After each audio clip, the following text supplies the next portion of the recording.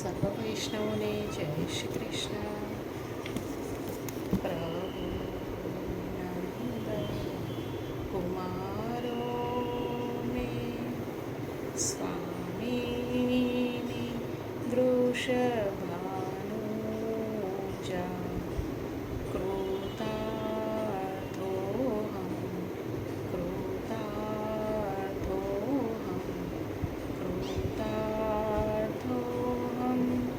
ન સંશય.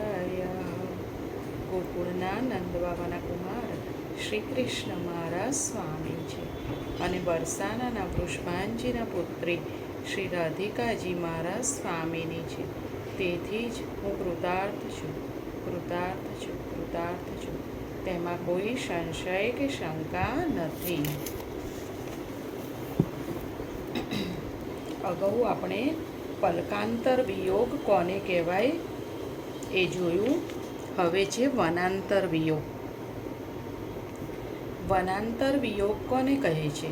પ્રભુ ગાયો ચરાવવા માટે વનમાં પધારે ત્યારે રાધાજી અને ગોપીજનો પલ પલ પ્રભુને યાદ કરે એ વનાંતર વિયોગ. ફરી જોઈએ. પ્રભુ ગાયો ચરાવવા માટે વનમાં પધારે ત્યારે રાધાજી અને ગોપીજનો પલ પલ પ્રભુને યાદ કરે એ છે વનાંતર વિયોગ.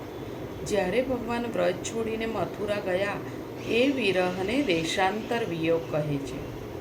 જ્યારે ભગવાન વ્રજ છોડીને મથુરા ગયા એ વિરહને દેશાંતર વિયોગ કહે છે. રસશાસ્ત્રની દ્રષ્ટિથી આ દેશાંતર વિયોગ છે, પણ રાધાજી અને ગોપીઓને કદી આ દેશાંતર વિયોગ થયો જ નથી. જો તેમને દેશાંતર વિયોગનો અનુભવ થયો હોત તો તેઓ મથુરા જરૂર જતા, પણ તેમને માટે તો પ્રભુ સદા વ્રજમાં જ બિરાજે છે. વ્રજ છોડીને પ્રભુ કદી બીજે ક્યાંય ગયા જ નથી. જ્યારે ઉદ્ધવજી ગોપીઓની પાસે આવ્યા અને કહ્યું, રાધાજી, હું શ્યામનો સંદેશો લઈને આવ્યો છું, ત્યારે રાધાજી અને ગોપીઓ હસવા લાગ્યા. કહે છે કે, અરે ઉદ્ધવ, જરા ફરી કહે તો તું શું લઈને આવ્યો છે? મથુરાથી આપના માટે પ્રભુનો સંદેશ લઈને આવ્યો છું, જે માત્ર અમારા હૃદયમાં અને નયનોમાં વસ્યા છે, જે અમારા રોમ રોમમાં છે. એનો સંદેશો તમે કેવી રીતે લાવી શકો? અરે, એટલું સામર્થ્ય તો અમારા શ્યામ સુંદરમાં છે જ નહીં કે અમને છોડીને મથુરા જાય. અમારા પ્રભુ અમારાથી દૂર કદી ગયા જ નથી. અરે, ગયા છે. પ્રભુ મથુરામાં છે ને હું તેમનો સંદેશ લઈને આવ્યો છું ને. અરે ઉદ્ધવ, અમારા શ્યામ સુંદર તો ગાયો ચરાવવા ગયા છે. થોડી વારમાં ગોધૂલી વેલા થશે અને અમારા પ્રભુ ગાયોને લઈને પધારશે. આવું તો કદી થઈ જ ન શકે. હું હમણાં જ તો મથુરામાં તેમને મળીને આવું છું. પ્રભુ મથુરામાં જ છે. તેમણે તમારા માટે સંદેશ આપીને મને મોકલ્યો છે. ઉદ્ધવ, થોડી પ્રતીક્ષા કરો. જોત જોતામાં સૂરજ ઢળવા લાગ્યો. ગોધૂલી વેળા થઈ. ગોધૂલી વેળા થઈ. ગોપીઓ કહે છે, હવે પ્રભુ પધારતા જ હશે. એ શક્ય જ નથી. પ્રભુ તો મથુરામાં છે. ઉદ્ધવ, સાંભળો, બાંસુરી બાજી રહી છે. ઉદ્ધવ સાવધાન થયા. દૂરથી બંસરીનો અવાજ સંભળાયો. અવાજ પાસે આવ્યો. આવી બંસરી તો શ્યામ સુંદર સિવાય બીજા કોઈ બજાવી જ ન શકે. ઉદ્ધવજી વિચારે છે કે જેને હું મથુરા છોડીને આવ્યો છું તે અહીંયા કેવી રીતે હોઈ શકે? ચકિત થઈને જોવા લાગ્યા. સામે જોયું તો ચારે બાજુ વ્રજ રજ ઉડી રહી છે. રજથી પૂરું આકાશ આચ્છાદિત થઈ ગયું. વ્રજ રજ સર્વત્ર છવાઈ ગઈ. ત્યાં રાધાજીના ચરણોની રજ ઉદ્ધવના નેત્રોમાં પડી. ત્યાં રાધાજીના ચરણોની રજ ઉદ્ધવના નેત્રોમાં પડી. ઉદ્ધવજીને દિવ્ય દ્રષ્ટિ મળી. ઉદ્ધવજીને દિવ્ય દ્રષ્ટિ મળી. જુઓ ઉદ્ધવજી, સામે શું દેખાય છે? ઉદ્ધવજી જુએ છે તો છોટી છોટી ગયન કે પીછે કાંધે पे काली कमलिया लेके बंसी बजाते बजाते श्याम सुंदर पधार रहे हैं. ઉદ્ધવજીને જ્યાં પ્રભુના દર્શન થયા કે મૂર્છિત થઈને પડી ગયા. રાધાજી અને ગોપીઓની ચરણરજ લઈને પોતાના મસ્તક ઉપર લગાવવા લાગ્યા. વ્રજની રજમાં આ સામર્થ્ય છે કે જેનાથી મનુષ્ય પ્રભુની લીલાના દર્શન કરી શકે છે.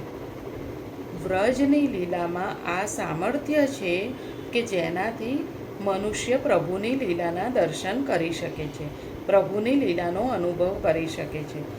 આમ રાધાજીને કદી દેશાંતર વિયોગ નથી, સદા વનાંતર વિયોગ છે. આ વિયોગમાં ભલે વિયોગનું દુઃખ છે, પણ એ આશા પણ છે કે સાંજ પડતાં જ પ્રભુ પાછા પધારશે. જેમ કોઈ સ્ત્રીનો પ્રિયતમ પરદેશ જાય ત્યારે એની આંખમાં આંસુ આવે, પણ મનમાં એ આશા પણ હોય કે થોડા સમયમાં એ પાછો આવશે.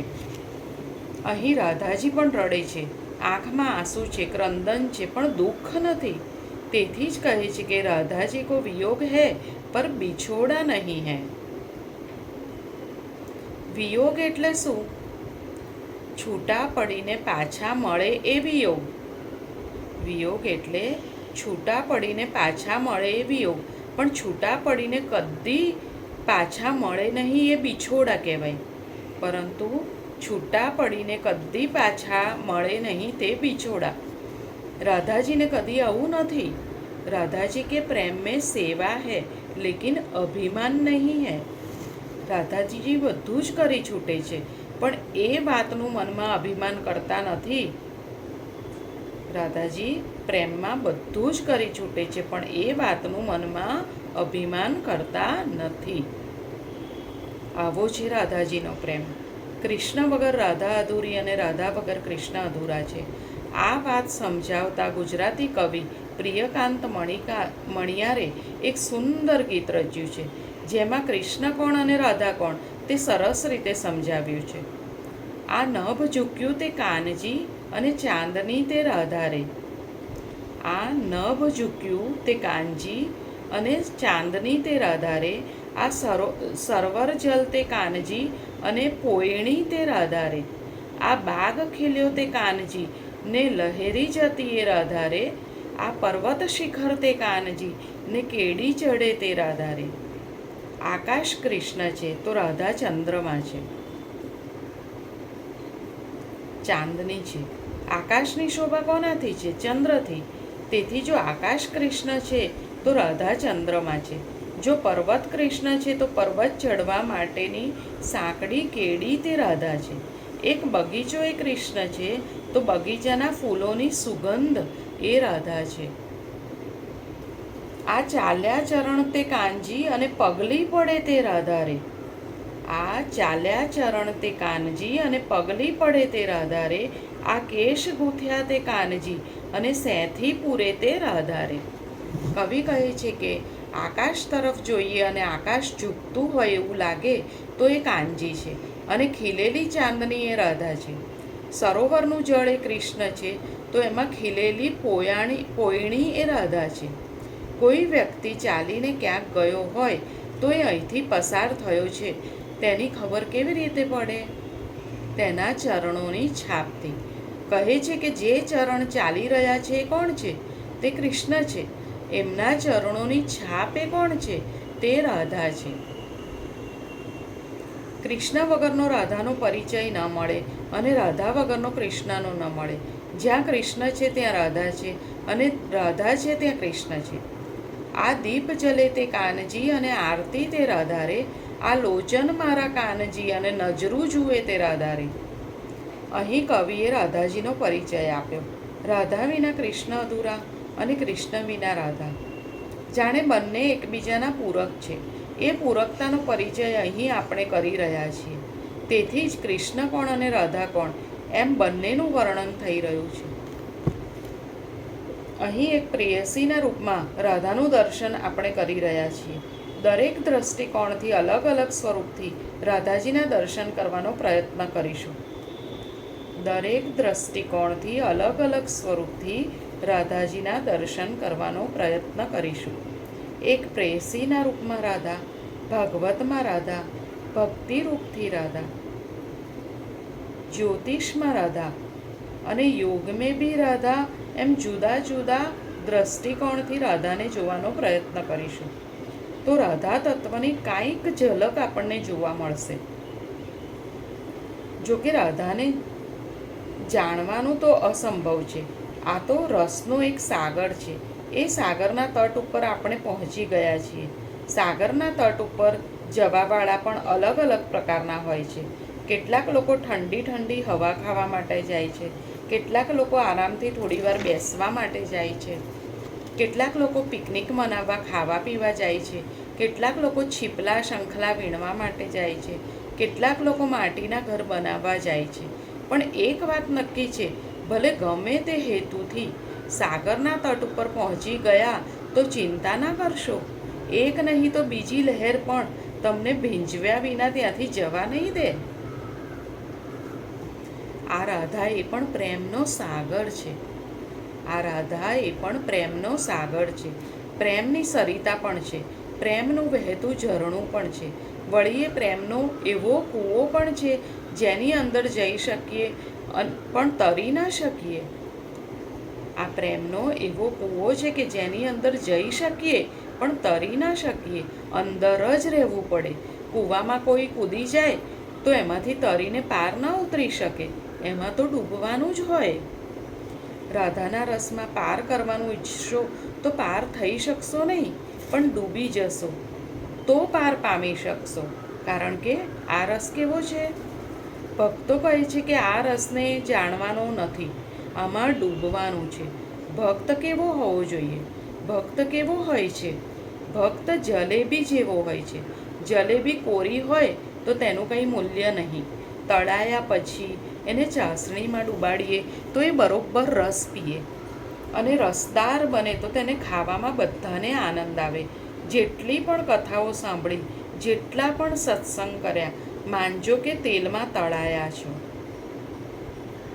જેટલી પણ કથાઓ સાંભળી, જેટલા પણ સત્સંગ કર્યા, માનજો કે તેલમાં તળાયા છો. પણ માનજો કે આ 3 દિવસ ચાસણીમાં ડૂબવાના છો. અને રાધાનો પ્રેમ, રાધાનો રસ એ ચાસણીના રૂપમાં છે. એમાં જ્યારે ડૂબકી મારશો ત્યારે પરિપક્વ બનશો, અને પરિપક્વ બનશો તો શ્રી ઠાકોરજીને યોગ્ય બનશો. એટલા માટે રાધાજીનું એક પ્રેયસીના રૂપમાં વર્ણન કરતાં કહ્યું છે કે રાધાજીના પ્રેમમાં સેવા છે પણ અભિમાન નથી. રાધાજીના પ્રેમમાં માન છે પણ ધૈર્ય નથી. એટલે કે તેઓ માન કરે છે પણ વધારે સમયે માન ટકતું નથી. રાધાજીને રીસાવાનું ઘણું પસંદ છે. વારે વારે રીસાઈ જાય છે પણ વધારે સમય રૂસણા રહેતા નથી. રીસાઈને ઘૂમટામાં મોં છુપાવીને બેસી જાય પણ વારંવાર ઘૂંઘટમાંથી જોયા કરે કે પ્રભુ આવ્યા કે નહીં, પ્રભુ મનાવવા આવ્યા કે નથી આવ્યા. આ રીતે માન તો છે પણ ધૈર્ય નથી. આ પ્રેમ કેવો? વારે વારે રીસાય પણ પાછા પ્રભુના આવવાની રાહ જોયા કરે. રાહ જોવા છતાં પ્રભુ ન પધારે તો સખીને મોકલે કે જા પ્રભુને કહી આવ કે ભલે રીસાયા છે પણ પ્રભુ રાધાજી આપને ખૂબ યાદ કરે છે.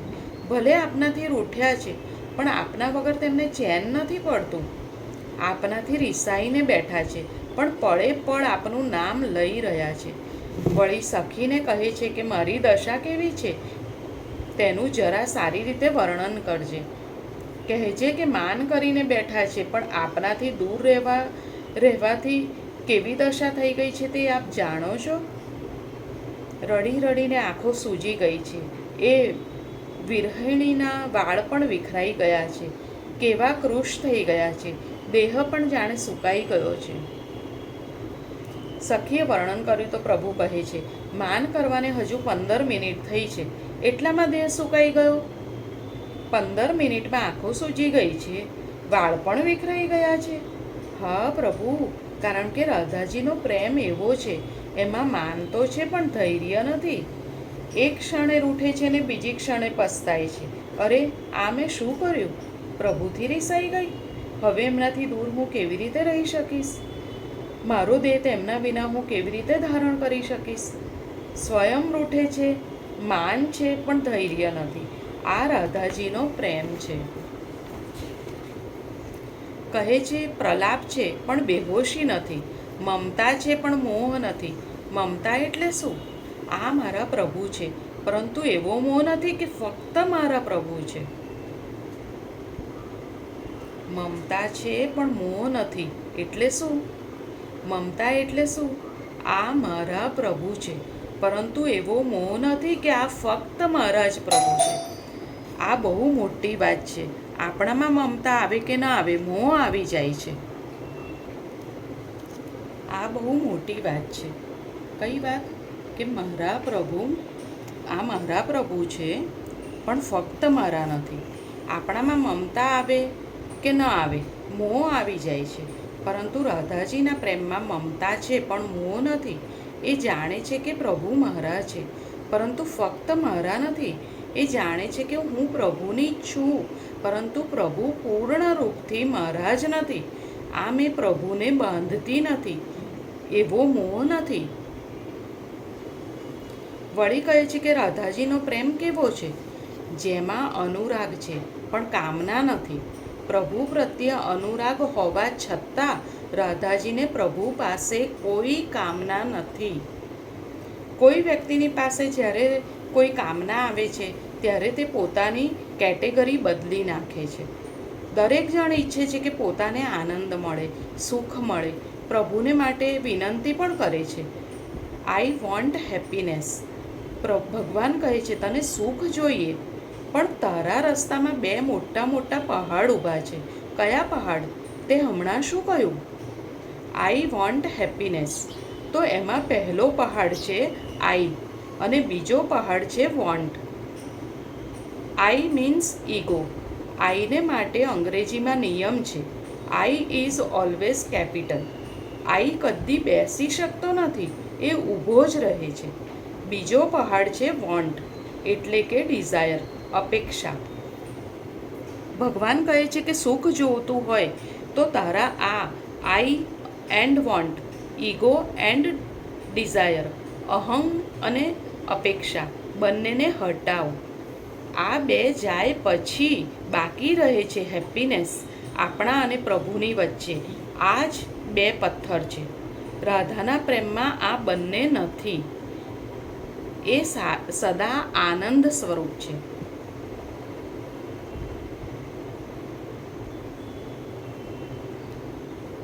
પ્રભુએ શું કહ્યું? ભગવાન કહે છે કે સુખ જોતું હોય તો તારા આ I and want, ego and desire, અહમ અને અપેક્ષા બંનેને હટાવ. આ બે જાય પછી જે બાકી રહે છે હેપીનેસ. આપણા અને પ્રભુની વચ્ચે આ જ બે પથ્થર છે. રાધાના પ્રેમમાં આ બંને નથી. એ સદા આનંદ સ્વરૂપ છે, સદા આનંદમાં જ રહે છે. એનામાં પ્રભુ પ્રત્યે અનુરાગ છે, પણ કોઈ કામના નથી. રાધાજીનો પ્રેમ એવો છે કે જેમાં તૃપ્તિ છે, પણ અનિચ્છા નથી. એનો અર્થ શું? તૃપ્તિ છે, પણ અનિચ્છા નથી. કોઈએ આપણને પેટ ભરીને ભોજન કરાવી દીધું, ખૂબ ભાવતી વસ્તુ આગ્રહ કરીને ખવડાવી દીધી. ગુલાબજાંબુ બહુ ભાવે છે, 1 કિલો 1.5 કિલો ખવડાવી દીધા. પછી શું થશે? ગુલાબજાંબુ જોઈને ગભરાટ થશે. 2-3 વર્ષ પહેલાં એકવાર મારે લંડનમાં એક વૈષ્ણવને ત્યાં પધરામણીમાં જવાનું થયું. એ વૈષ્ણવે મને સામગ્રી બનાવેલી આરોગવા માટે આગ્રહ કર્યો. મેં ના પાડી, હું કશું લેતો નથી. છેવટે એમણે પાઇનેપલના જ્યુસ માટે પૂછ્યું. આ બધું કોણ કહી રહ્યું છે આપને યાદ છે ને વૈષ્ણવો? શ્રી યદુનાથજી મહારાજ કહી રહ્યા છે. તેમણે મને પાઇનેપલના જ્યુસ માટે પૂછ્યું. મને થયું કે ભાવથી કહે છે તો કાંઈ લેવું પડશે, એમ માનીને મેં લીધું. એ દિવસે 21 વૈષ્ણવોના ઘરે પધરામણી હતી. એ બધાએ આ વૈષ્ણવને પૂછી લીધું, આપ શું લેશો? એમણે કહ્યું, જે કાંઈ લેશે નહીં, ફક્ત પાઇનેપલ જ્યુસ લેશે. પછી તો જેટલી પધરામણીમાં ગયા કે દરેક વૈષ્ણવના ઘરે પાઇનેપલ જ્યુસ લેવો જ પડશે. મોટો લોટો ભરીને લાવે. એ દિવસે જ્યાં પણ ગયો ત્યાં એ જ્યુસ લેવો પડ્યો. આજ સુધી મને એ જ્યુસ જોઈને ગભરાહટ થાય છે.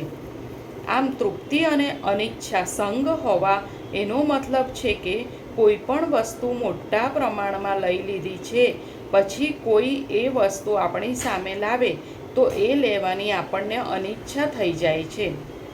રાધાજી જ્યારે પ્રભુની સંગે હોય, પ્રભુની દરેક લીલામાં સાથે હોય, પ્રભુના દર્શન કરતા હોય, તેમની વાણી સાંભળીને તૃપ્તિ પામતા હોય, પ્રભુના સંગથી તૃપ્ત થતા હોય, પરંતુ જ્યારે પણ પ્રભુની પાસે જવાનું હોય ત્યારે તેમને અનિચ્છા નથી રહેતી. વારંવાર પ્રભુ પાસે દોડી જાય છે. આમ તૃપ્તિ હોવા છતાં અનિચ્છા ન થાય એ વસ્તુ ઘણી દુર્લભ છે. જ્યારે આવો પ્રેમ આવે ત્યારે જાણવું કે રાધાનો પ્રેમ છે.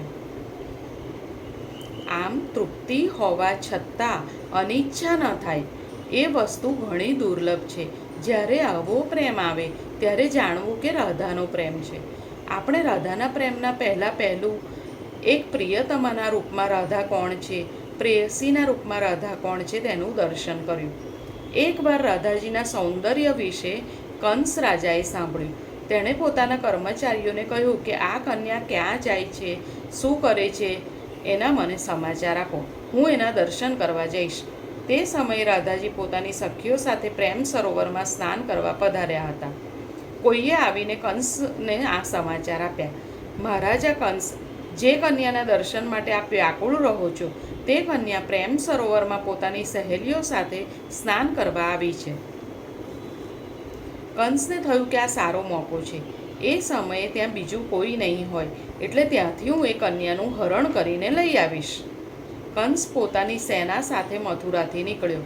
રાધાજીને સખીઓએ કહ્યું, રાધા, આપણે અહીંયા સ્નાન કરવા એકલા આવ્યા છીએ, પણ કોઈ પુરુષ આવી જશે તો? અહીં તો છુપાવવાની જગ્યા જ નથી. આપણે તો લજ્જિત થઈ જઈશું. શું કરીશું? આજે અહીંયા સુધી રાખીએ. ફરી જલ્દી મળીએ. સૌને જય શ્રી કૃષ્ણ. રાધે રાધે.